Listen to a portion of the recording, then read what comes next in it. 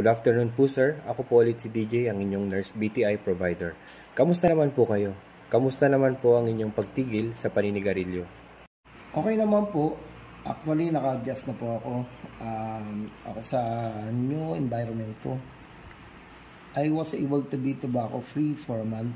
Kaya lang nag-start po ulit ako manigarilyo. Dahil siguro sa stress. Nagkahiwalay na kasi kami ng girlfriend ko. Congratulations po sir for being able to be tobacco free for a month.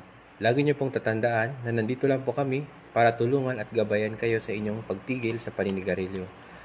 Willing po ba kayong mag-quit attempt again for the next 30 days? Okay po sir. Pero I think I need a period of time to begin a new quit attempt. Sa tingin ko kailangan ko muna mag-move on. No problem sir and no pressure. Nasa inyo po yan kung kailan po kayo ulit magtatakda ng quit date. Ang mahalaga po ay natatandaan niyo ang mga suggestions and advice namin for you to stay quit. Yes sir, natatandaan ko pa rin naman po ang mga advice niyo. I suggest po na bumalik kayo dito for follow-up after a month or anytime po na nakapag-decide po kayo to start your quit attempt.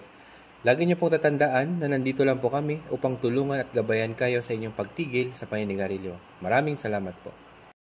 Okay po nurse, maraming salamat din po.